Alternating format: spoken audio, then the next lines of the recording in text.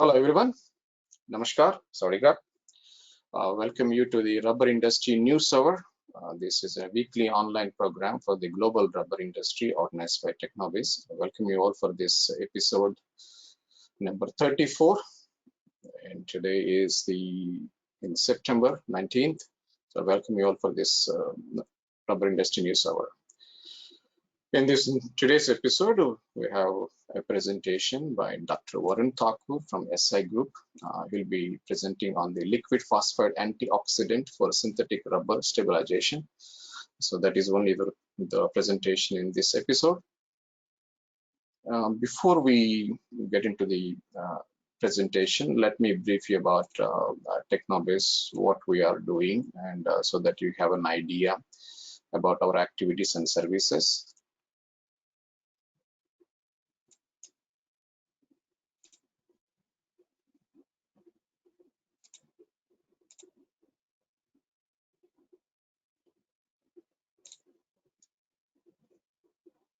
Okay, Technoviz is based in Thailand and established in 2005, 17 years ago, and we recognized as International Resource Center for Industries and Technologies.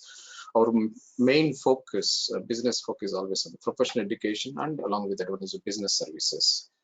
When it comes to the services, we have exhibitions, training, conferences, webinars, business networks, we have publications, networking events, and also the various marketing and skill development activities. And our business focus is not just on in the rubber industry, but we also on all polymer segment, rubber, plastics, polyurethane, adhesives and coatings, and also non-polymer with respect to chemical engineering and energy environment, water and membrane technologies, and the advanced material technologies. So these are the business focus of the Technoviz. Let's quickly look at what we are offering for the rubber industry. And our services are pretty much global. And first is that I'd like to introduce about our exhibition, which is a GRTE.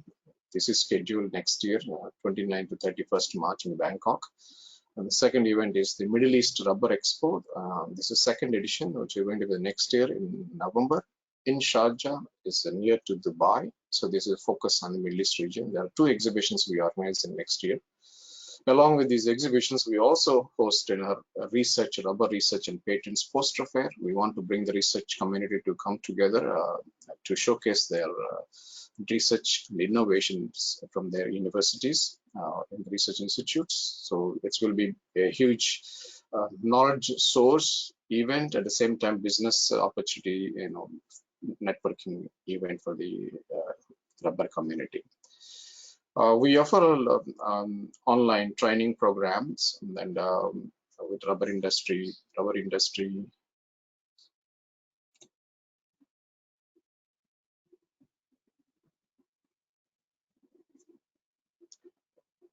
So we offer online training program for the rubber industry. You can check more details about the training program at knowhow-webinars.com. These offers are basically through the platform Know-How webinar platform, which is basically a platform for offering all the professional education training programs. You can check more details at the knowhow-webinars.com. We have 40 plus well experienced and knowledge resource persons as the trainers and offering the educational programs under this project, rubber industry training programs. In this one, we have three types of programs. We have a short type one is a short training programs, 30 minutes to 3 hour long. We have master classes, 30 plus master classes. We develop 1 to 10 days long, and we're introducing a diploma program next year, a 3-month long program, which is focused on the rubber industry, technology and management. This is an executive diploma, 360 degrees, because we combine both the technology and management aspects together. We also have books. We publish the book. Technoviz is very much specialized. We publish books. We have printing press, and we try to publish very specialized and relevant to the industry, which are not available in the market. You can check our Technoviz store, store.technoviz.org, if you're interested to purchase available books. Okay. If somebody want to write a book, please contact me. Okay. So we have 50 plus reference books are there. We have a Rubber and Tire Digest magazine, which is jointly published by Rubber World and Technobase. It's 6 issues per year. Digital edition now. Currently, there are 6,000 people are reading this magazine on every 2 months. Okay? This is a NewsHour, Rubber Industry NewsHour. As you know, the NewsHour, we have not just technical talks, but we also have a market outlook, panel discussions. We also have a business conversation. We try to cover relevant to everybody in the industry, whether it is technical people or non-technical people, and leadership and the management aspects of it. The Rubber Industry Connect program is basically is a digital marketing platform for the rubber industries. We promote companies and publicize them to brand and market them. So if anybody interested, you can reach out to me if you'd like to get a proposal on this Rubber Industry Connect program. Along with this one, we have a lot of consulting service. We offer technical consulting, plant process improvement, customized marketing, branding. And if you want brainstorming sessions, also we host for the best practice implementation. We have a networks, on the Facebook group, we have a Rubber Technology Global Network, close to 5,400 members now. And we have a Rubber Industry Network on the LinkedIn page. We also have a WhatsApp group also, currently 3,200 members are following our activities.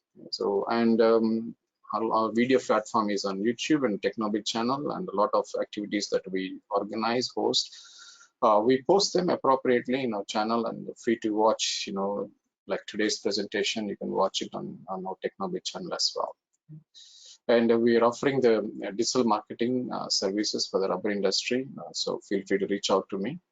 And our new project is a digital library, Rubber Industry Digital Library, work in progress, not ready yet, but it's going to be probably the masterpiece of Technobase, and it's going to be literature source for the rubber industry professionals, whether it's technical articles, reports, theses, or brochures, videos. We are trying to put together all as one place for the rubber industry, so that even the small and medium scale industries can access the correct information and utilize this for their business or the career or skill development. So these are the activities we are, it's a work in progress. Okay, so once it is ready, we will announce it. How to access it. This is me, Peram Prasad Rao. So I think most of you have my contact information. Please feel to reach out to me if you have any questions, comments, or any assistance you need, either email or WhatsApp as appropriate. Okay, that's briefly about Technobase. If anything you need, please reach out to me.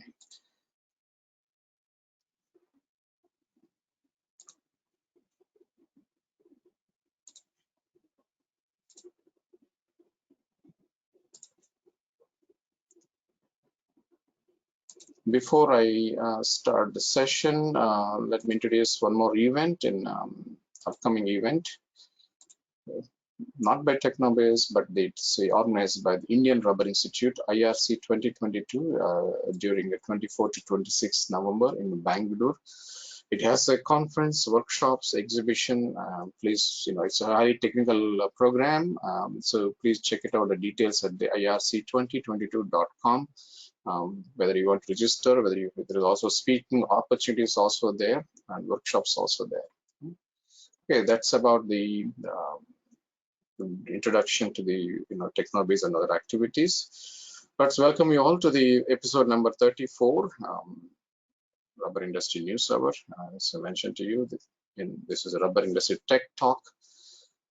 Liquid phosphide antioxidant for synthetic rubber stabilization by Dr. Varun Thakur from SI Group. Let me introduce about Dr. Varun. He did his bachelor and master's in organic chemistry from the University of Delhi. He completed his second master's in rubber technology from Indian Institute of Technology. He obtained his PhD from Leibniz Institute of Polymer Research, Dresden, Germany, where he worked on reactive processing of thermoplastic vulcanized nanocomposites. Upon completion of his PhD, he worked as a R&D project leader at a German wire and cable company based in Switzerland, where he led the development of new materials and compounding technologies for the transportation, photovoltaic, and appliance wiring industries. Later, he joined Dow Chemicals based in Switzerland as an application technology leader in their elastomers business, where he led EPDM product and application technology for the automotive, construction, and consumer applications. Since 2021, Varun is working in a technical service and development function as SI Group at the SI Group Switzerland, where he also leads the global technical service team for the Polymer Solutions business unit. You can see his credentials are excellent. Dr. Varun Thakur, let me invite him to give a presentation on the liquid phosphide antioxidant for synthetic rubber stabilization.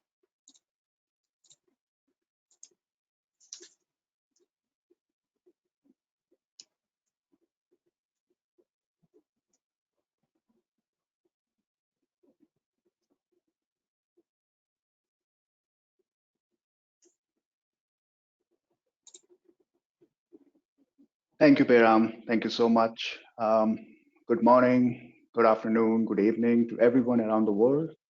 My name is Varun Thakur, as introduced by Peram, and I come from SI Group. As you could see on the slide, and the topic of discussion would be liquid phosphide antioxidant for synthetic rubber stabilization. The content of my talk, or the outline or agenda, would look like I'm going to introduce very quickly on SI Group as a company, what liquid phosphide we are talking today, Western 705D. Then we are going to look into why do we need phosphide antioxidants in synthetic rubber stabilization. And finally, we will look into some case studies into some of the synthetic rubbers that we have some data being generated. Right? Coming to the SI Group, so we are one of the leader for performance additive business. So when I say performance additives, this means the products and the additives that goes into different type of market segments, in particular due to polymer solutions, which includes plastic additives, which includes rubber and adhesive, polymer modifiers, and so on. We are also quite substantial in pharmaceutical ingredients as well as some chemical intermediates. Right? In terms of where we come from as a company, so we have a long history. So we are more than 100 years old company. Our roots are back in 1890s, very rich company roots where we started to make varnish and some rubber products at that time. So the company has gone through a lot of acquisitions as well, a lot of joint ventures as well being formed in Gulf, in Saudi Arabia, for example. In 2013, for example, we also acquired the antioxidant business from Albemarle. 2014, 2015 was also the time when Western 705 as a franchise was launched. And this goes back again to some of the acquisitions and the mergers that we have, with the most recent being in 2018, 2019. In terms of sustainability rating, back in 2018, we had our silver ratings, which was upgraded to gold rating in 2021 from EcoVadis, which is something we are very proud of, as well as which makes us ranked among top 5% of 50,000 global companies. So for us, sustainability and the product that goes and supports sustainability goes hand in hand, for example. Right? Now, some markets that we serve, like we said before, polymer solutions. So this has performance additives that goes into durability, sustainability, superior application performance, and the product or the market segments that goes there is into polyurethanes, polyolefins. When I say polyolefins, that includes different type of plastics, polyester, polypropylene, polyethylene, for example. Rubber and adhesive, elastomers, upstream, downstream industry. So that's all included into polymer solutions. Then we have industrial solutions, where we also look into providing specialized products into a bit of upstream as well as downstream, which includes coatings, fuels, lubricants, and health and nutrition, for example. In the third business unit, we are one of the big supplier or the big producer of pain management products. So we support pharmaceutical industry as well. And this goes all in hand into different business units, for example, right? We are a global company with our headquarters based in Texas, Woodland, which you could see on the left-hand side. And we got 20 manufacturing sites, 80 countries where we operate, and we have our sales team present in all 4 continents. And you could see on the map here, on the world map, that where and how we operate as a company. So we do have one operating platform. We are locally based, but we are connected globally, kind of thing. And all throughout the place, like Asia Pacific, Middle East, Europe, North America, and South America, we have our roots there. Good. That was something, an introduction on SI Group as a company. Now I'm going to talk in the next 15 to 20 minutes, hopefully, on the today's topic, which is liquid phosphide antioxidant for synthetic rubber stabilization. Before I dig deep into the talk, let's also look at what exactly industry is looking towards. So what are the expectations of the industry leaders from synthetic rubber producers? What they expect out of antioxidants? One of the things which we come across is the processing, the stability during the processing steps, as well as during storage. A lot of these polymer production, and I'm counting in elastomers or in plastics as well, but today in particular, elastomers undergoes a lot of harsh conditions at the back end of the plant, where the elastomer has to undergo a lot of shear, a lot of heat, thermal processes, and this results sometimes in the formation of gel or into the reactor falling, for example. And this is something which antioxidant, be it phenolic or secondary like phosphides, they play a major role, not only to save the polymer itself or the elastomers or the rubber itself, but it also helps to maintain the molecular weight and molecular weight distribution, for example, during production, during storage, as well as during the service lifetime. And this is where antioxidants play a huge role in the synthetic rubber production.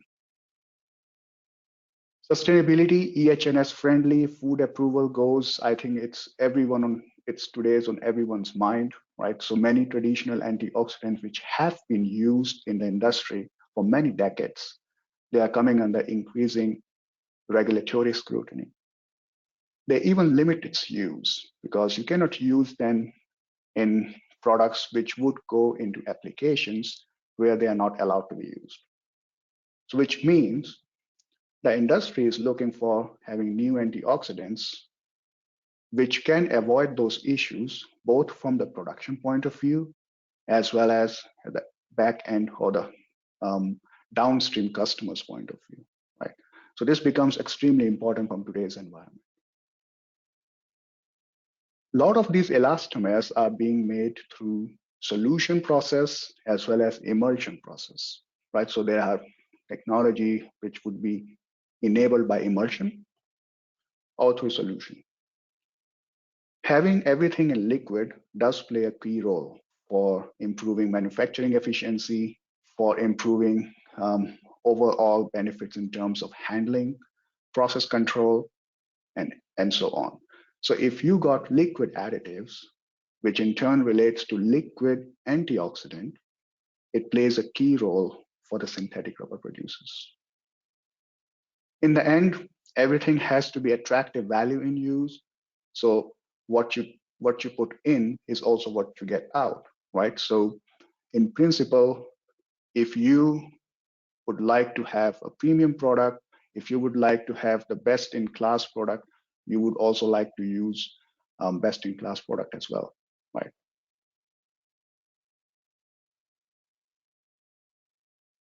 Let me introduce you Western 705. It's a globally available antioxidant for rubber upstream and downstream. You will see when I say global, we will see in next couple of slides, why do I call it global? But in principle, it's a next gen, modern, liquid, highly effective antioxidant, which is developed in principle, maybe 5 or 7 years before to replace DNPP. So TNPP, because of nonylphenol phenol, endocrine disruptive activity, it had come under a lot of regulatory issues. TNPP being a liquid, the next alternative was desired to be liquid as well. And that is why SI Group, they developed 705 as a solution to replace TNPP liquid as well. With time, we also found out that it's also an attractive alternative to other solid phosphides. For example, Alkanox 240, which we also produce. This is also one of the solid phosphides which is widely used in the industry. 705 is also fully approved for indirect food contact applications. You will see in the next few upcoming slides that this is one of those products where you have one of the widest coverage in terms of indirect food contact applications. How does it work? We do not recommend our customers, synthetic rubber producers, or the downstream people to use 705 alone. Our recommendation that 705 being a liquid secondary antioxidant to be combined always with a phenolic primary antioxidants, which could be NOx-PP18, NOx-20 types, which we also make and can also supply you to provide much higher efficiency due to its synergistic effect. So 705 being a liquid phosphide behave synergistically with the phenolic antioxidants to protect the polymer during production, storage, and lifetime. Why would people go for 705? Why to use 705 in particular? I think from today's point of view, in today's market dynamics, geographic conditions, geopolitical reasons, supply security of raw materials is everyone top of the mind, top of the agenda. This is where 705 is playing advantageous role. SI Group has today 3 independent production assets where we make 705. There are 2 located in US, 1 in China. In terms of capacity, the combined capacity of all these 3 assets is designed for future growth. So we safely exceeds what we need today. There's another thing which goes into, which is also very crucial, the backward integration process. SI Group being a chemical intermediate company from one side also produces the key intermediates which you need to synthesize 705, Western 705. So the raw materials which we need to produce 705, we make it in-house at multiple production sites in US and in Europe. Cost to performance ratio. You will see in the next slide, Western 705 brings synergistic performance in synthetic rubbers stabilization, while it can potentially reduce the overall air loading. 705 being liquid, it's very easier to handle, to process, because a lot of the synthetic rubber producers, they use emulsion and solution process. And Western 705 has been proven to be easily emulsifiable, and it has much higher solubility in commonly used solvents. Now, this was one slide, one data which I was referring to before, is the global indirect food contact approvals. On the left-hand side, you see the countries or the regions where 705 has some approval. It starts from South America, Mercosur, US, China, Europe, goes up to Turkey. And in terms of polymer approvals, you could see there's a variety of plastics, elastomers, those type of products which people use normally, and the loading level and the food type. The loading level, if you could also see, it's essentially quite high to be still covered under indirect global food contact approvals. So it's one of those liquid phosphide antioxidant which has got one of the broadest food contact approvals around the world in different countries, in different regions.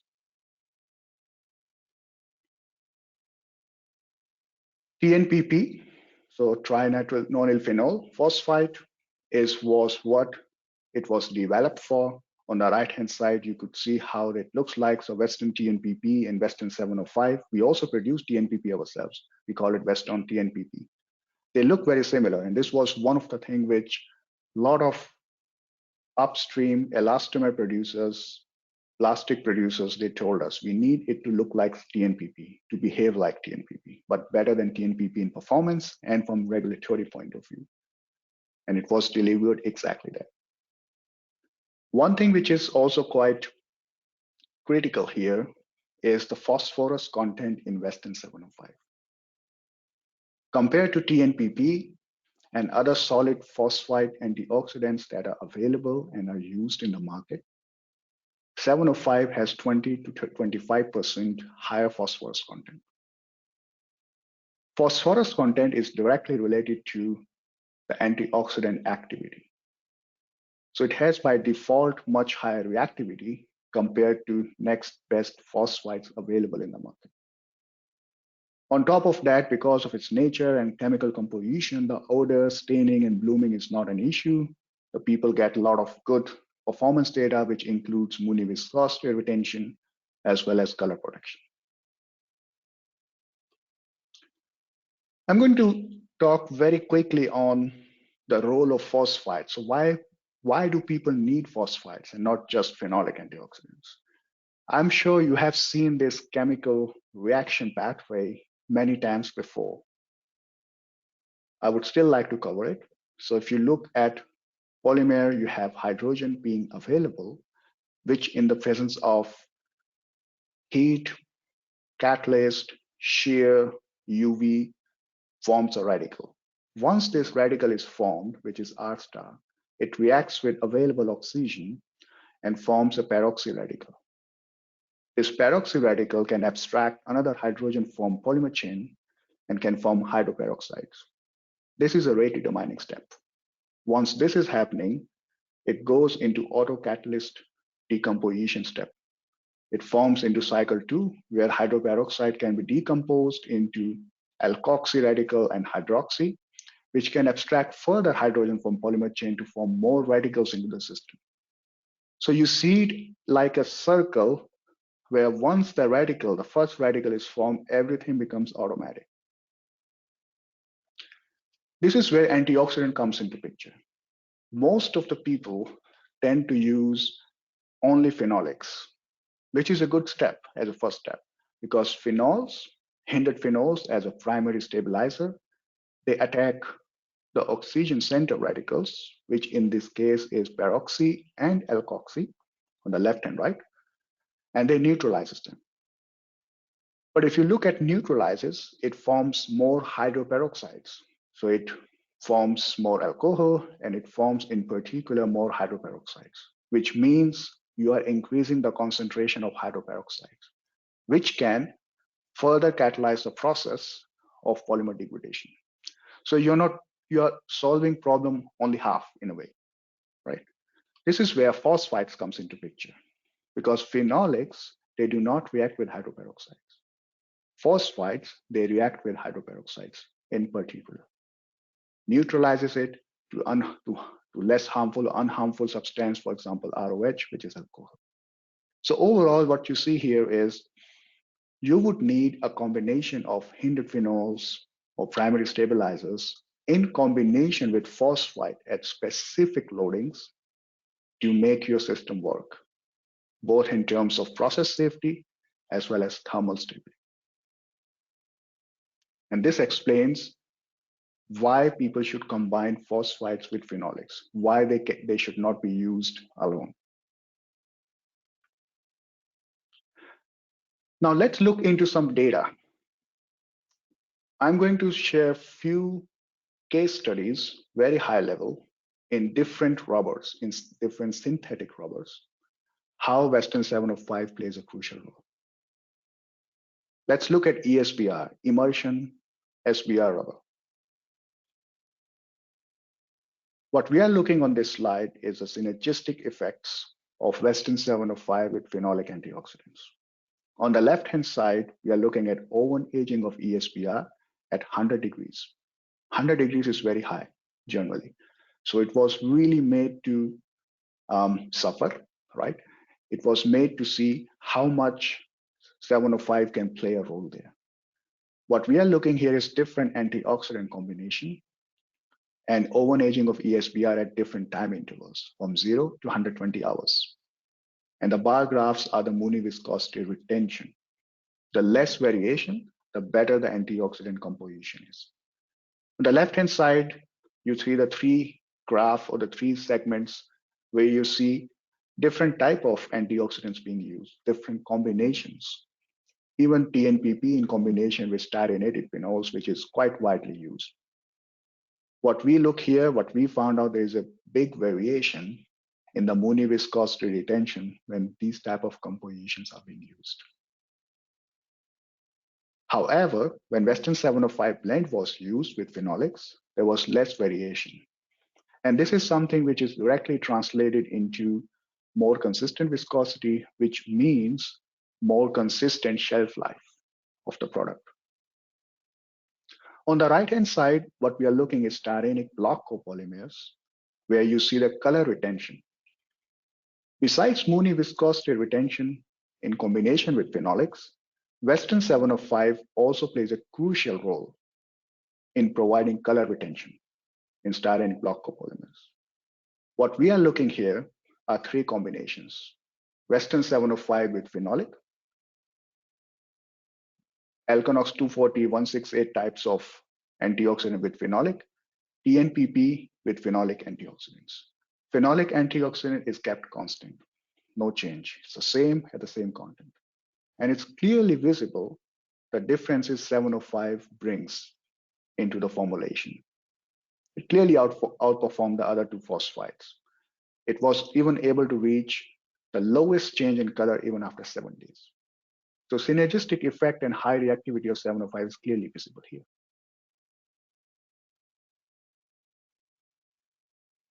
The next big synthetic rubber besides ESBR is high cis butadiene rubber, polybutadiene rubber.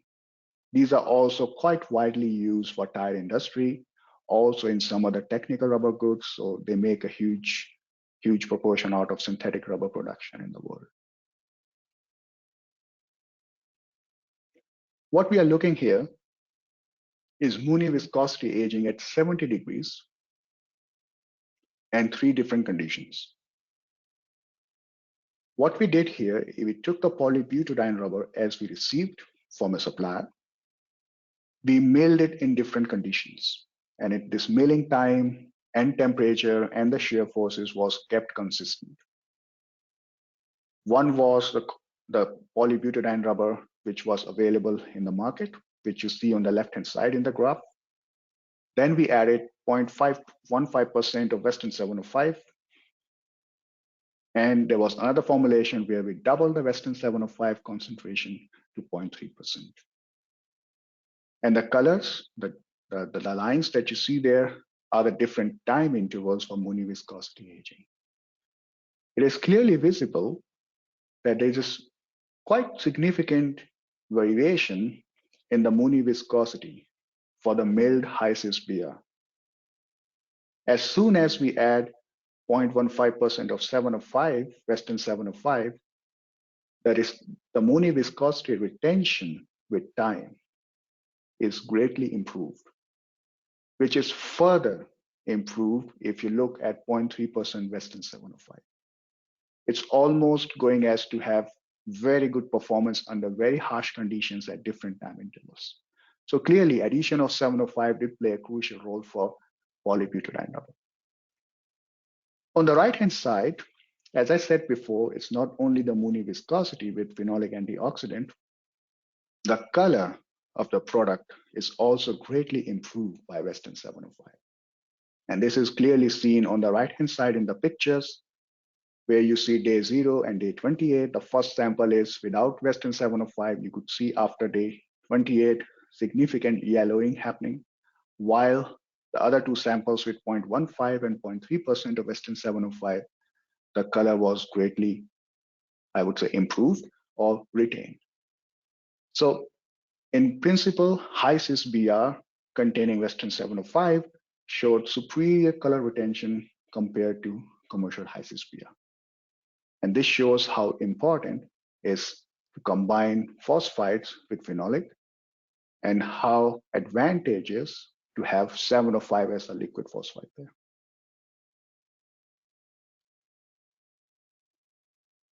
Let's have a look at another technical rubber, NBR, nitrile rubber. How 705 is playing a crucial role here. Before I go there, I would like to introduce a product family based on Western 705, which is called NowGuard E1. This is a multi-component blend, which was developed a couple of years before exclusively for emulsion rubbers. So when I say emulsion rubbers, it could be used also for emulsion SPR if you want the highest performance, if you want to improve the challenges that you have. NBR being a more technical rubber goods it goes into very, very high value products. It goes into products that are non-black, so color and everything else becomes crucial. The components in NowGuard E1 are patented. They are multi-component. They are all REACH registered, so there is no TNPP inside. And what I would like to specify, but all the components that you have in E1, some of them, they do not have an indirect food contact application today. It doesn't mean that they cannot have it, but NowGuard E1 being going today to products and applications where they do not need food contact applications, it is not approved for food contact. But for all other applications, technical rubber good, for tire industry, this is no problem. It's also a composition where you do not need to add anything else. So it's a one-stop shop solution, which provides both primary as well as secondary antioxidant functionality and gives you the best performance or best combination. Let's look at the data on NBR. On the left-hand side is Mooney viscosity retention of NBR rubber at 100 degrees for 72 hours. This is a very crucial test for NBR because people would like to have very, very tight Mooney specifications. First, for their own production to compete on the market. Then when you store in your warehouse, which also goes to the customers, it stays there at the warehouse before being processed into products. So you need a very, very good shelf life stability of NBR rubber, which means tight Mooney specs is absolutely essential.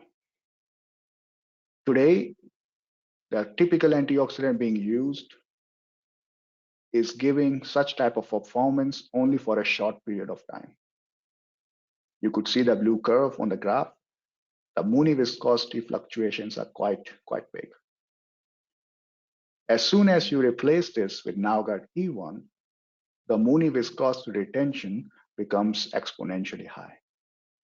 So you could really have very, very tight Mooney specs during your production of NBR, which would be further translated into shelf life stability. So this is what enables the NBR producers to use NowGuard E1 during rubber production and storage lifetime. Like I said before, NBR rubber also goes into non-black applications. It goes into technical applications, non-tire, right? So color is extremely important from the production point of view, also during the aging. And this is what you see on the right-hand side. The NBR as a commercial rubber, which is supplied from different suppliers on the continents in the world, from Asia, from US, from Europe, as well as an example of NBR stabilized with NowGuard E1. I think the results are self-explanatory, right? So you could see the presence of NowGuard E1 not only improve the Mooney viscosity retention, but it also helps in improving or retaining the color of the original product.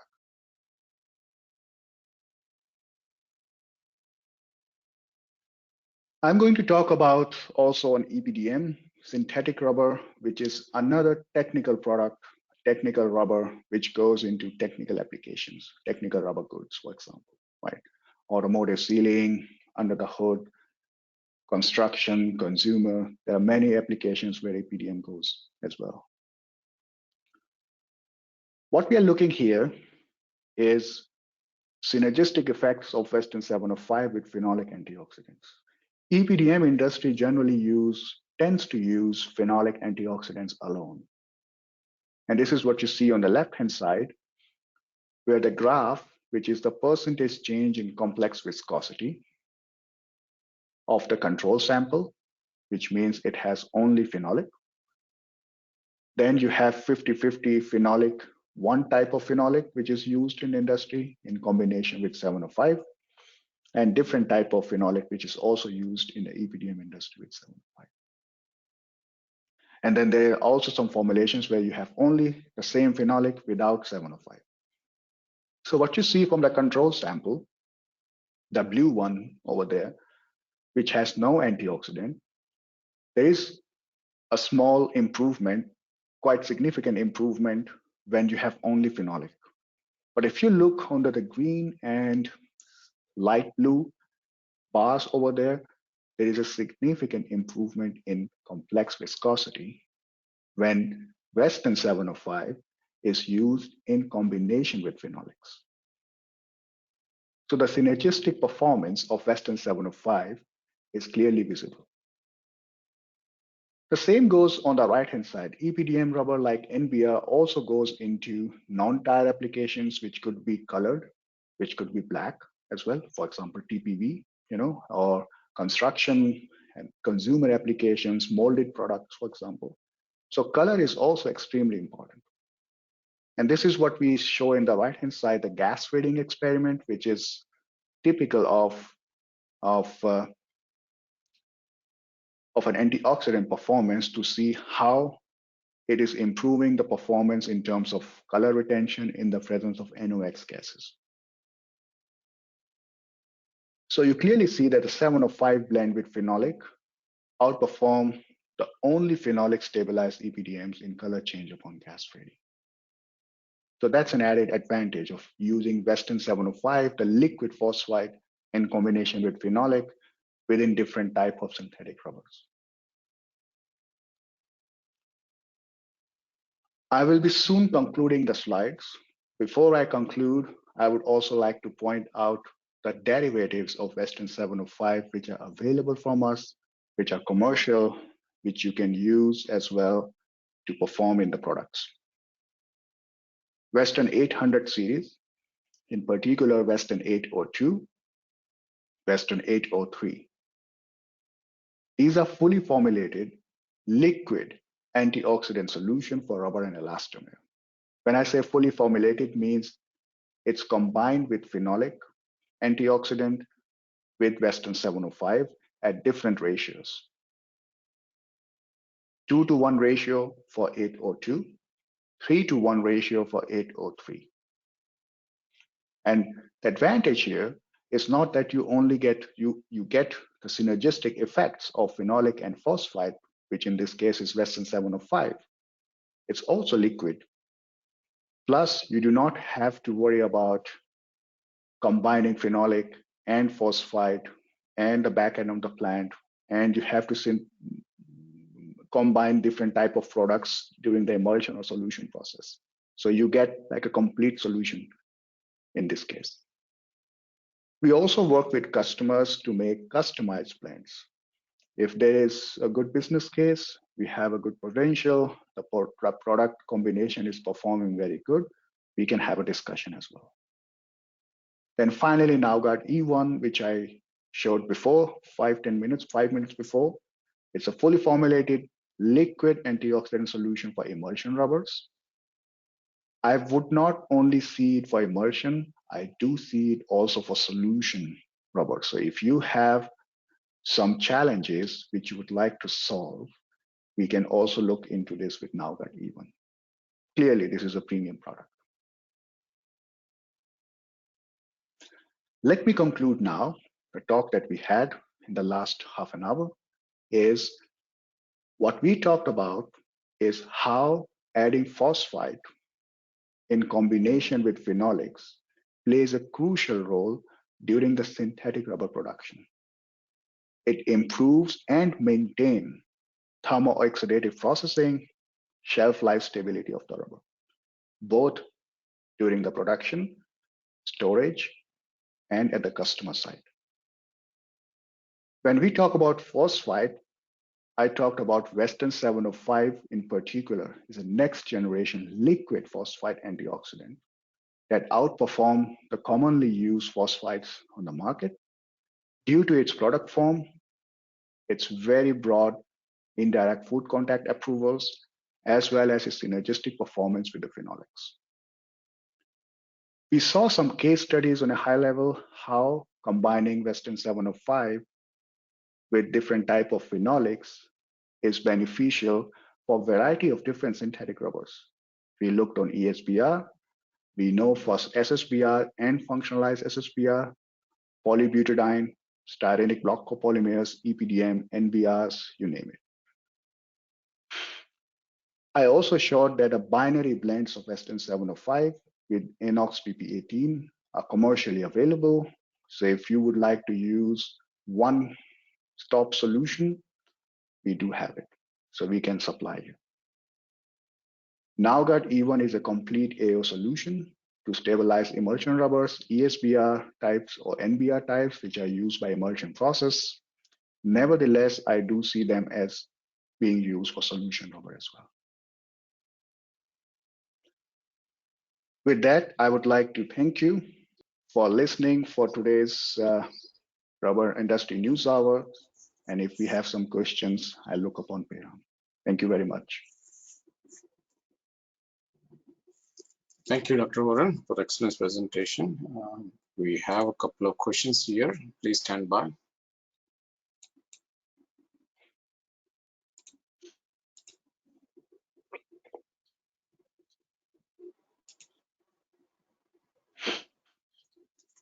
I'm going to show the questions onto the screen so you can address them appropriately.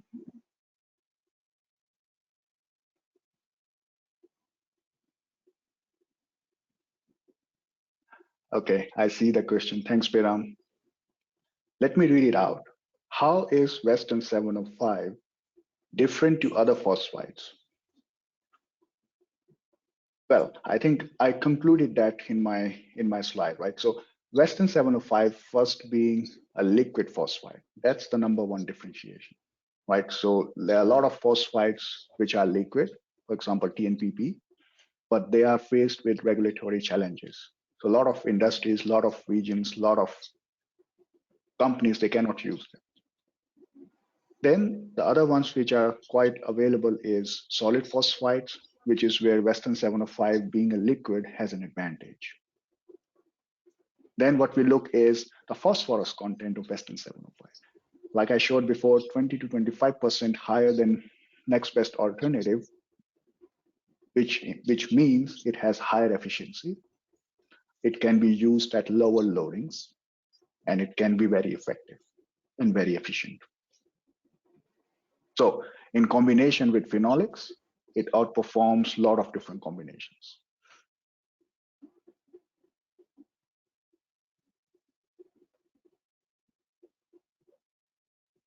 I have a second question which Payam is projecting.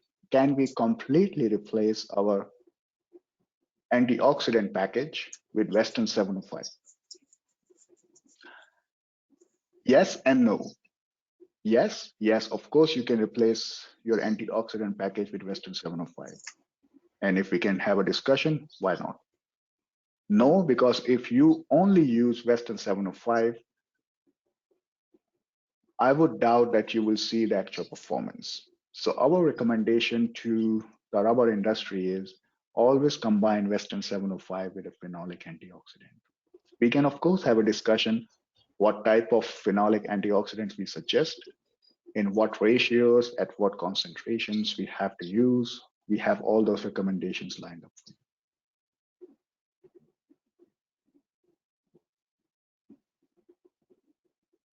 There's another question coming up. What is the effect of high cis polybutadiene rubber and color change? It's a Let me understand it. So what is the effect of high-cis polybutadiene rubber and color change? I think the question which you wanted to ask is, what is the effect of Western 705 on high-cis polybutadiene rubber, and what is it with the color change, right? Look, high-cis polybutadiene rubber goes a lot into tire applications. So on one side, you might think, okay, if you have an improved color, it will go into black applications anyhow. So what is the big deal, right? But if you look from synthetic rubber producer point of view, and I'm only talking about upstream because we are also starting to explore what Western 705 can do at downstream, but I'm not going to talk about that today. But if you think from only upstream polymer or synthetic rubber producer point of view, for them it's crucial to have their product in the best form and in the best color possible. There are multiple reasons. For example, one is shelf life stability. If you have your products which are in your warehouse, they get yellow or dark before they are being sent to the customer, and customer sends it back. Hey, this is off-grade product.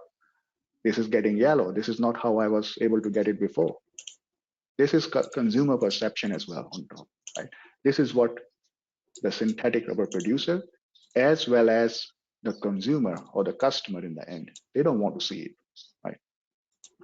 The second thing which you would see is, which you would argue, is the shelf life stability as well.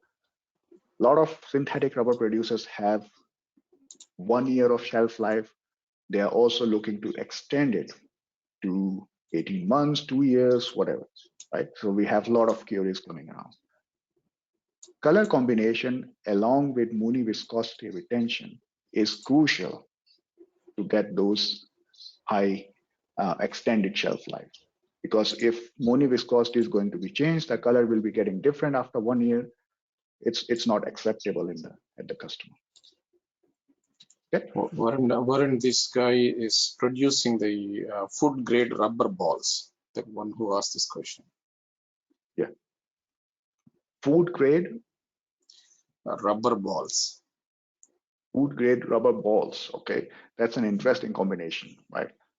Yeah. So I think the food grade is clear, right? So you are already limited to what you can use in the rubber balls, right? So also your customers are also very much limited to what they want to add into those formulations.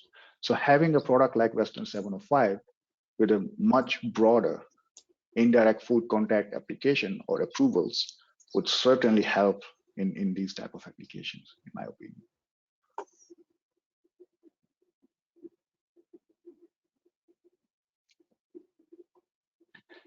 I have another question here. Quite an interesting one, and that goes back to what I was trying to say before, but I did not. And this is, can we use these liquid phosphides in silica-filled thread compound? Yes, you can use these liquid phosphides. We do have some studies going on internally. We do see some benefits of using this in silica-filled thread compound. Plus, if you think from upstream industry point of view, I have told you right before that we are using, or we are having discussions with people who make solution SBR, who make functionalized solution SBR, which goes into green tire compound, which means it has a lot of silica present. So we do have to make sure that what you add at the upstream industry will have no detrimental effects in the downstream, right? Which means the silica filled thread compound, right? So obviously, it does not have an effect from upstream industry point of view. So there is no change in curing process. There is no change in other type of processes. Now for the downstream, you could use it as a liquid phosphides for the protection of silica filled compound, because when you mix before you process, there is also a time period where you want to store the compound. Some customers also ship it to other different locations, right? So we know some downstream people who can ship it to different type of sister companies, for example. This is where you also need some, in a way, shelf life stability of the compound itself, that you don't see Mooney viscosity aging, the Mooney jump in the silica fill compound. Plus, we also expect that the liquid nature of the phosphide might also have some benefits in the processing of the compound. So this is what we need to explore for sure, but we have some things going on.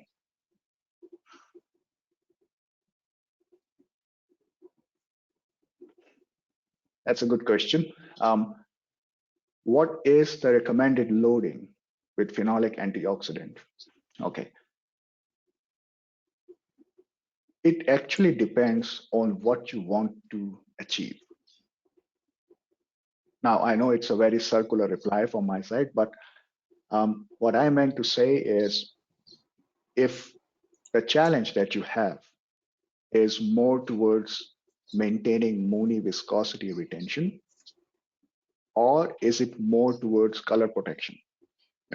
Because we have some people who says, okay, Varun, I have good color properties because I use a very premium phenolic antioxidant, but I'm not able to get as good Mooney viscosity retention because I want to extend my shelf life, right? There are other type of people who ask us, we got Mooney viscosity retention covered. We don't have to worry about it. But for us, the issue is color because with time, the Mooney stays same, but the color changes. So what are the recommendations? This is where we suggest not only the loadings, because you can always run the loading curves, these concentration curves at different loadings and see what is the sweet point.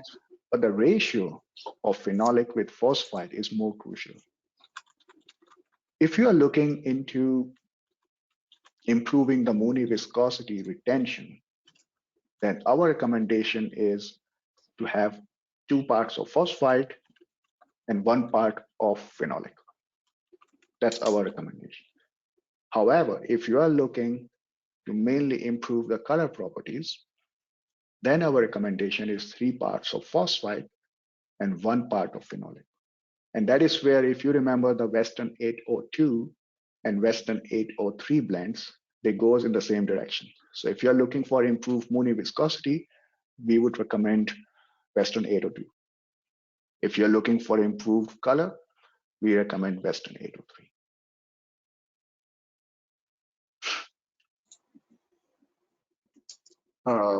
Warren, there is one last question.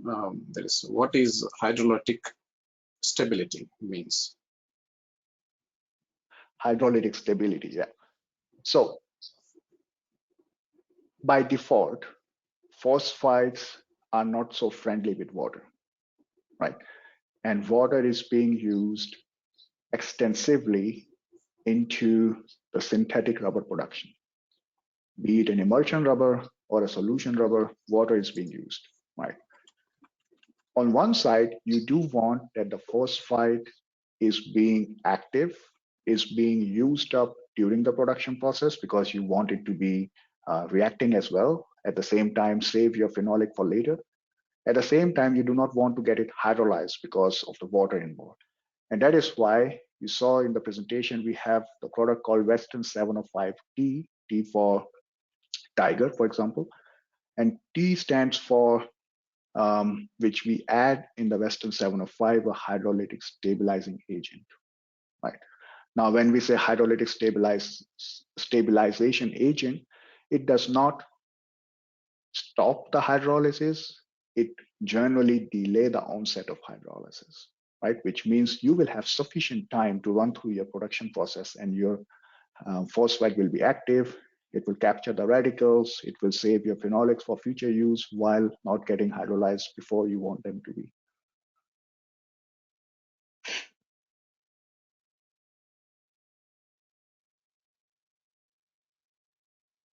Warren, that's all the questions we have now. Thank you very much. Before we end the session with you, could you please give final remarks to the audience, please? Yes.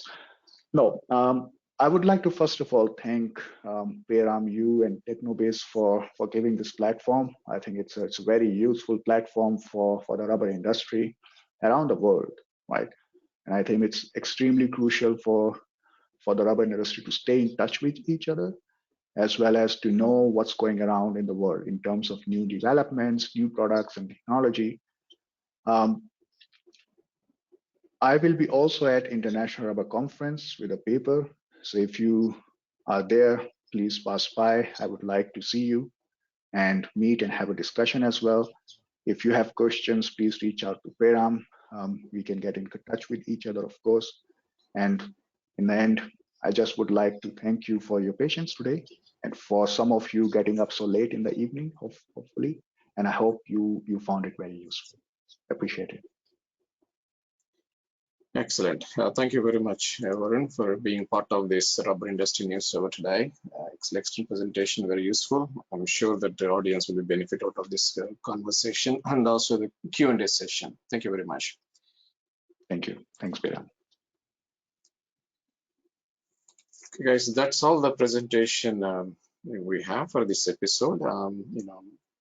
If you like to watch this session again, you can always check on YouTube or the Technology channel. Feel free to check it out. And I see you in the next episode. Thank you all for joining this session today.